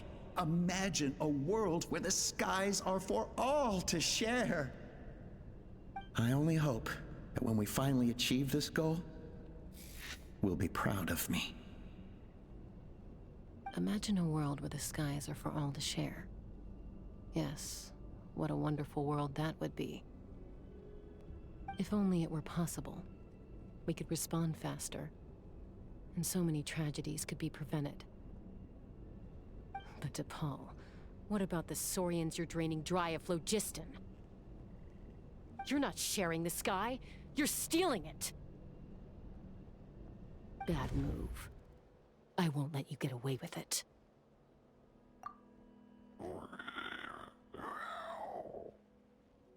I'm fine. Let's keep moving. I don't think we'll find anything else here.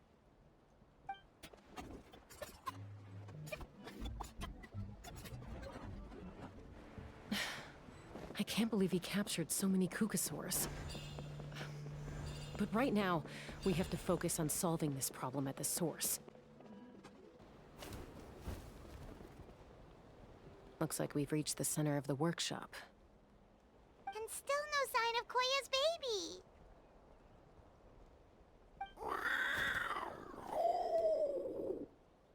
Let's search this area for now. If we still can't find Chime, we'll double back.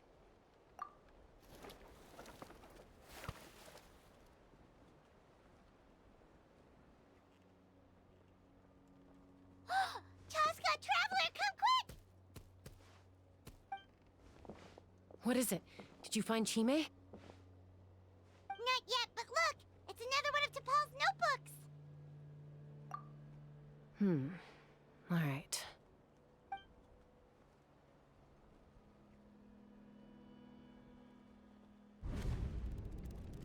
Log number 428.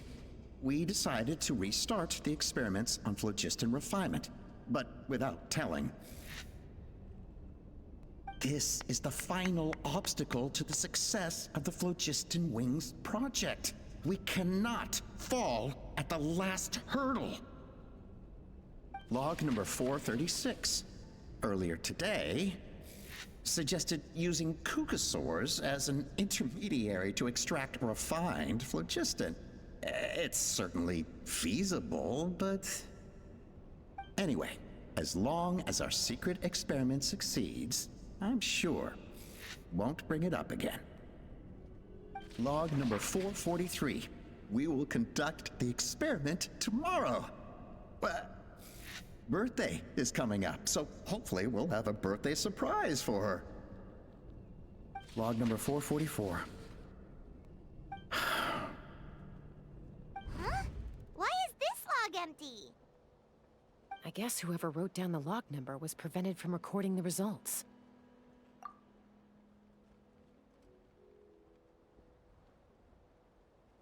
Log number Zero. We lost many comrades in the accident. Among them are friends, lovers, and children. But we cannot stop now. We will keep their legacy alive and carry their dreams forward. As of today, we are scrapping the artificial refinement method.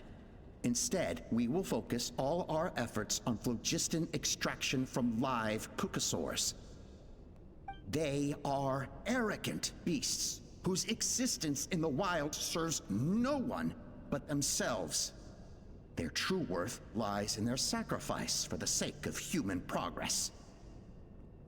To facilitate our operations, we will gradually move the airborne workshop closer to the Flower Feather clan, even as we continue to expand it. All this we do to create a world where the skies are for all of humanity to share. All this we do to make T'Pol's dream a reality. Given the way this is written, not to mention the fact that the numbering has started over from 0, it kinda sounds like this is someone new. Does that mean that T'Pol's already... There's also a letter tucked in the end of the notebook. It's from Puma.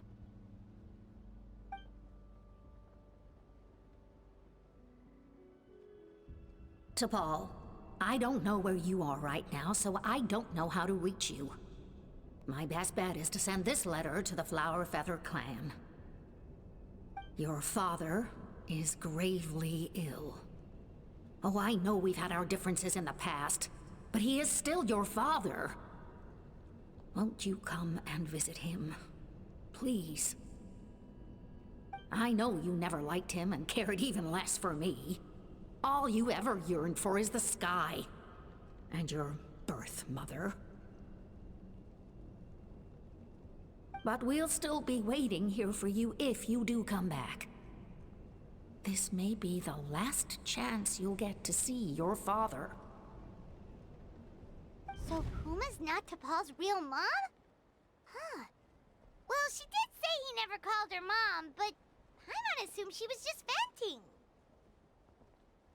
We know that T'Pol's father passed away quite recently, and this letter looks recent. By contrast, the writing in this notebook is old and faded. It looks like the real reason T'Pol didn't attend his father's funeral is because he'd long since passed away himself.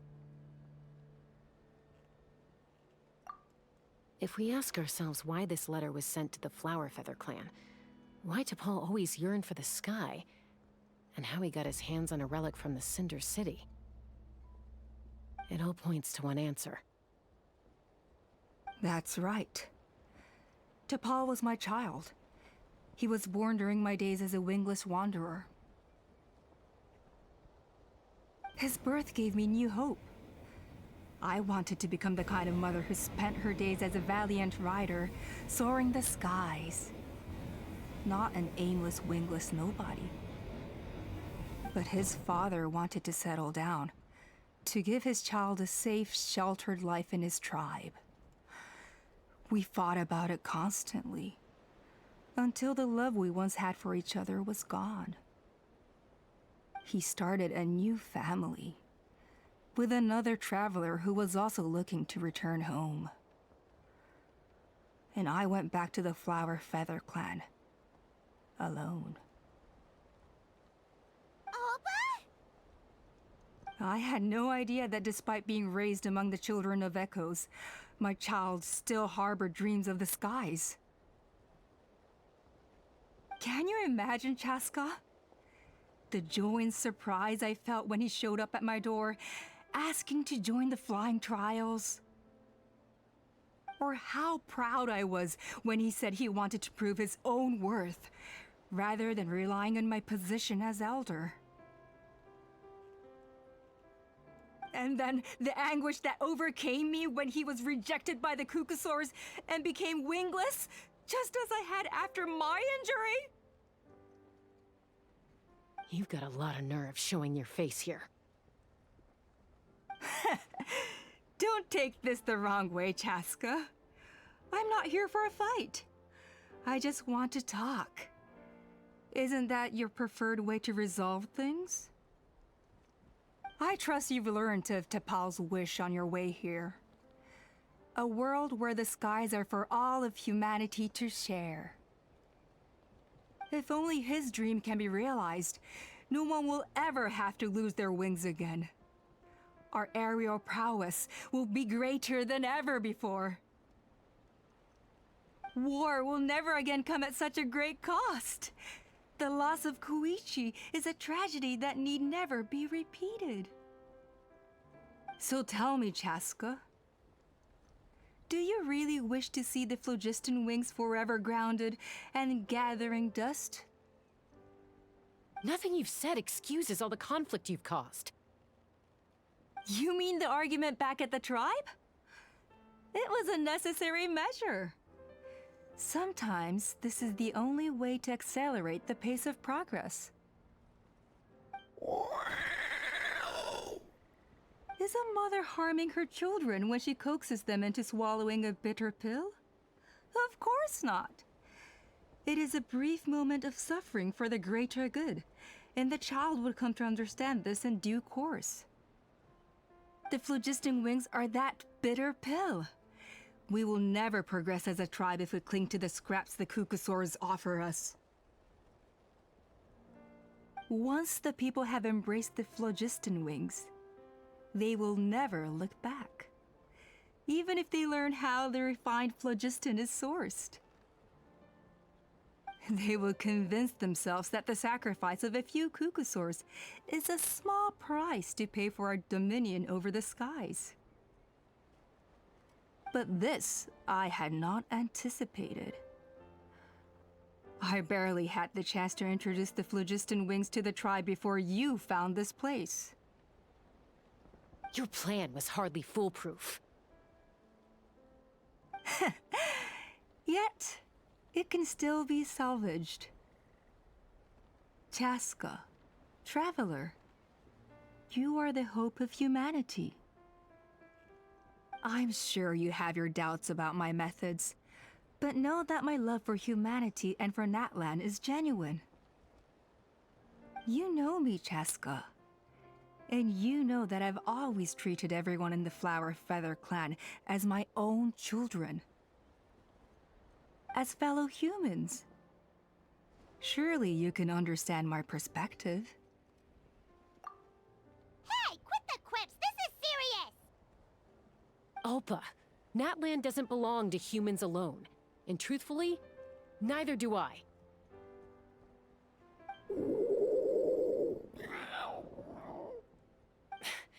How many times has the Abyss invaded Natlan now? And yet despite how much stronger it is than us, Natlan still stands as a nation of humans and saurians. Peace imposed by force will crumble in a matter of days, because social bonds are what hold a civilization together. Weren't you the one that taught me that? And yet you would break the bond we share with our saurian companions to take more power for ourselves? That's as stupid as hacking your own arm off to use it as a club. They are wild beasts, driven purely by instinct. How could they possibly understand human social bonds? Ugh, how did someone like her ever become a writer?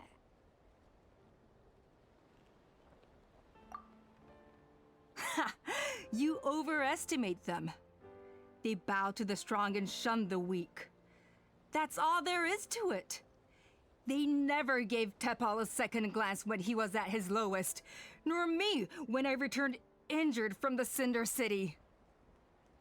It's all about survival of the fittest for them. Plain and simple. They obeyed me once I proved myself stronger than them, but the moment it serves them better, they'll abandon me in a heartbeat. You're wrong, Ulpa. They only reject the wingless because they don't want to fly anyone to their death. Chaska, I will promise you this. Only the unruliest wild Kukusaurs will be used for phlogiston extraction. The ones who have nothing else to offer to humanity.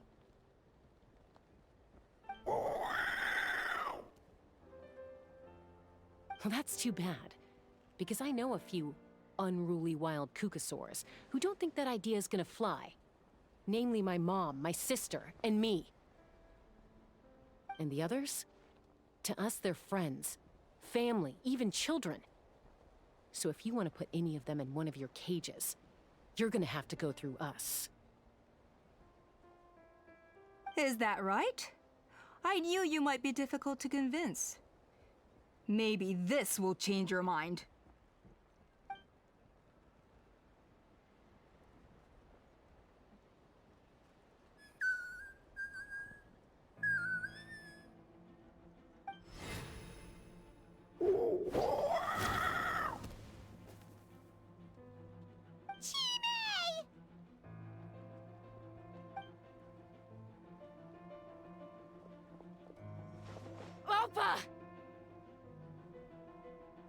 Careful! Don't make any rash decisions. Unless you want to see her suffer. Oh no, that's one of the extraction cages! I told my subordinates to take control of the tribe while I was away. Luckily for them, our strongest warrior and our most powerful ally aren't there to stop it. Take control? What are you planning to do with Mutota and his supporters? Merely accelerate their inevitable downfall. They cannot stand in the way of progress forever. It is not the move I wish to make, but I'm afraid you and your friends force my hand. And since you insist on imposing me too, I have no choice but to keep you here until the dust has settled. So that's what you meant by I just want to talk. You never intended to negotiate. You just wanted to stall us. No, Chaska. I genuinely hoped I could win you over. You are the strongest warriors we have. Put down your weapons, and I promise you that no harm will come to this young Sarian. I just need you to stay here for the next couple of weeks or so, while my people consolidate their power. Then, I will give her back to you, and you'll be free to leave.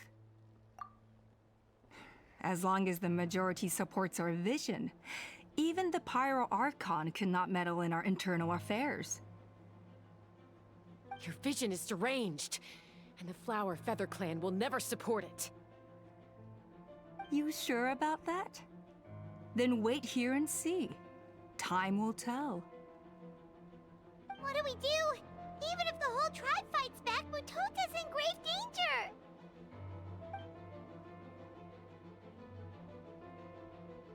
Stop delaying the inevitable! Drop your weapons and get into the cages, now! She's still holding Chime hostage. Is there really no other way?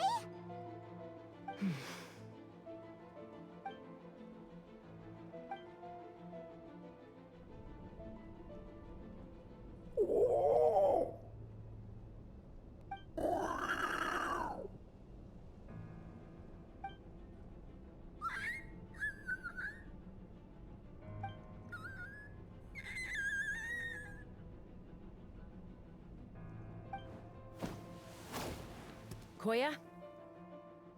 Huh? What are you yapping about? Stand down. Drop your weapons, now! This instant!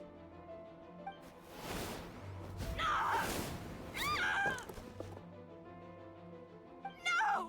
The relic!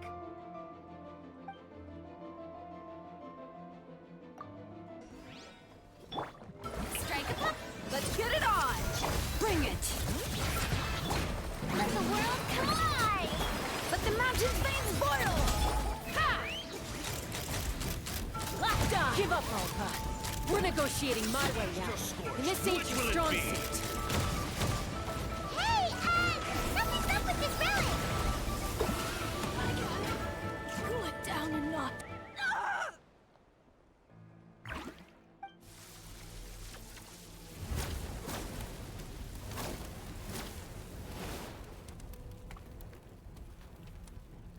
No!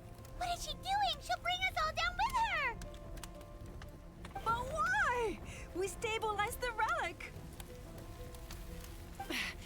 Maybe it got damaged in the fight.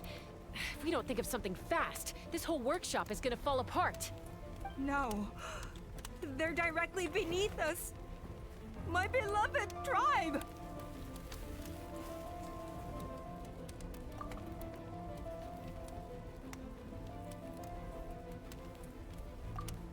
Okay,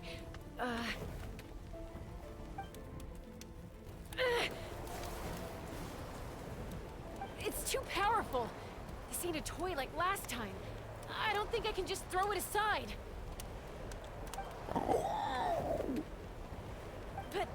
But we need to get it far away before it explodes. Then the tribe will be safe, and so will this workshop. Koya, remember when we were kids? Come on, let's take this thing high up into the sky.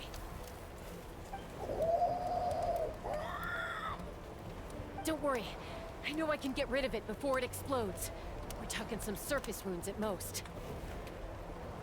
All I need is for you to catch me at the end, just like old times.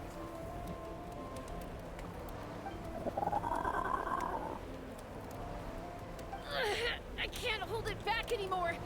We have to go. Don't be insane!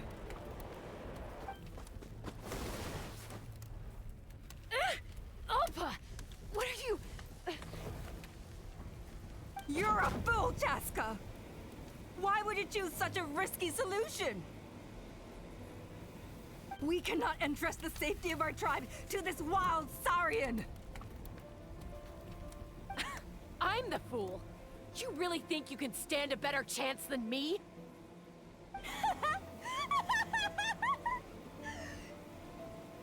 Sure, it may be asking too much for an ex-wingless to escape the blast radius in time.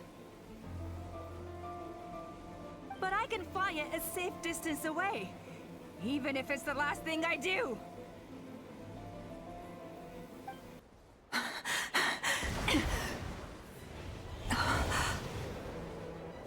Here, this should be high enough to save the clan. What? You don't get to die a hero today.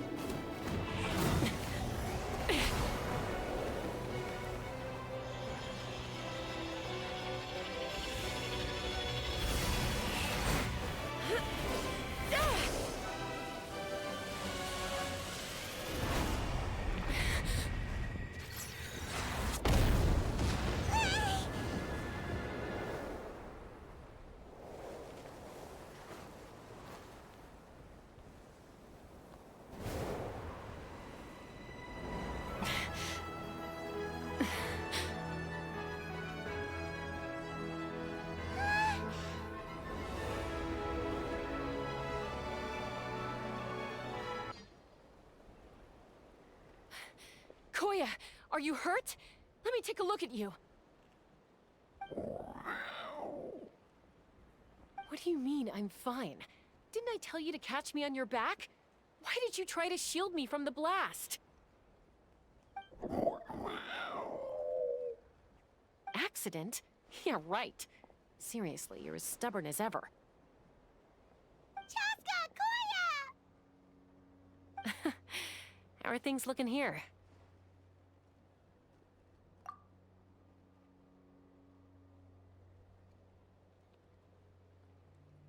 I think that's putting it mildly. I owe you one. Again.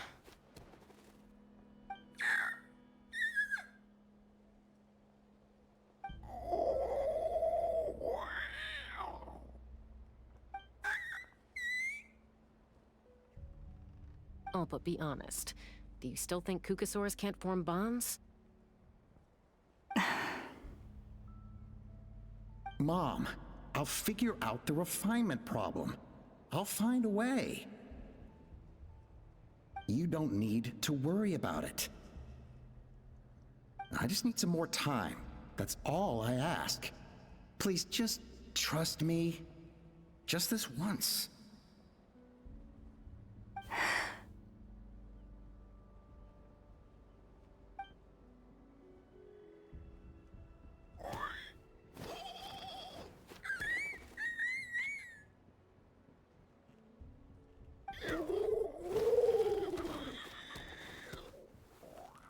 The Flower Feather Clan yield to the strong.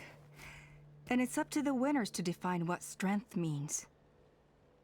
So it looks like it's my turn to yield.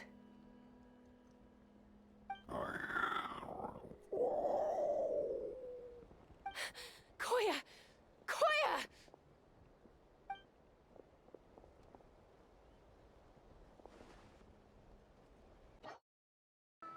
So, you're absolutely sure it's not because of the explosion? Yes, for the 10,000th time, I'm sure. The blast barely touched her.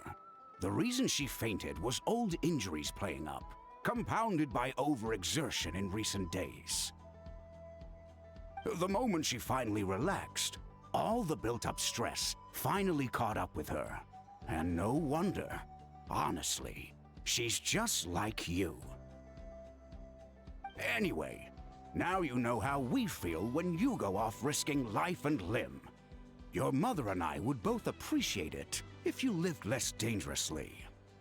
You know she wrote to me from the Masters of the Night Wind, just to scold me for not doing enough to keep an eye on you.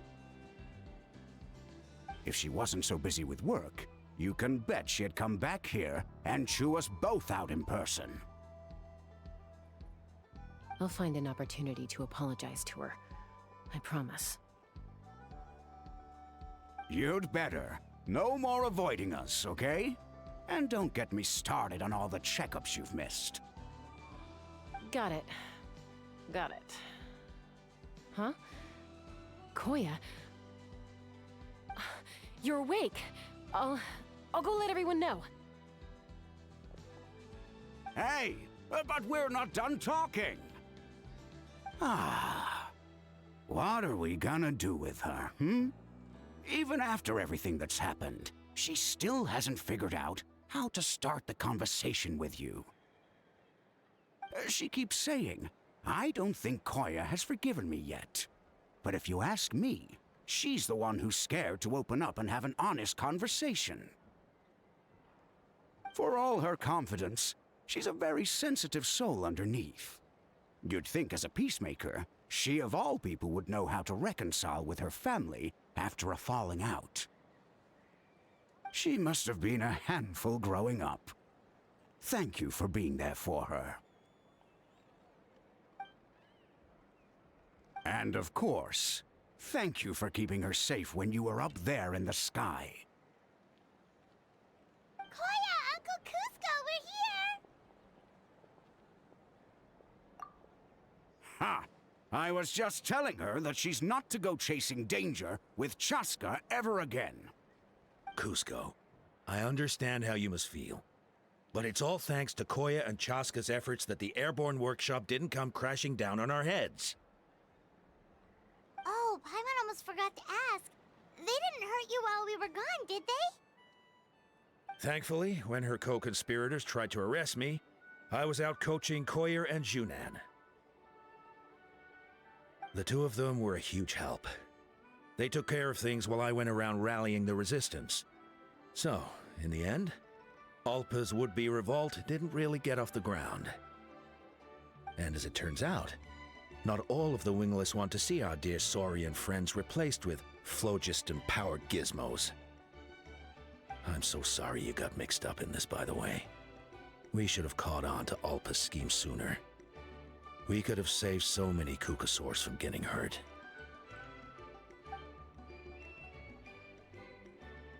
Most of the airborne workshop has now been dismantled. We've just left one small, harmless part intact, and repurposed it as a jail for Alpa and her cronies. Let's see how they like being locked up in a sky prison. So, it looks like there's just one last conflict left to resolve. Peacemaker, you're up. I said I had to wait until things had blown over, didn't I? And now they have. But I still have no idea what to say. Koya, I just want to say, I'm sorry for how things went down back then.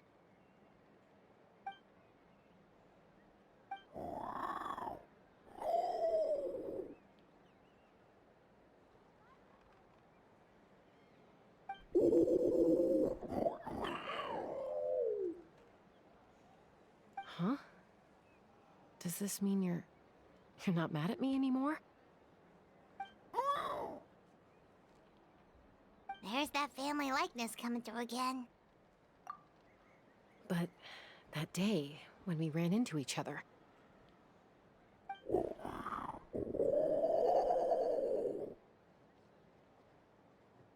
Huh? So then, when did you finally make your peace with it?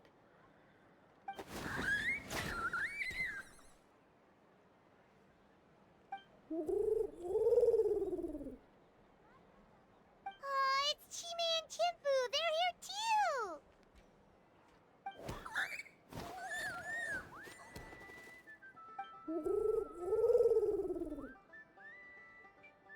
too!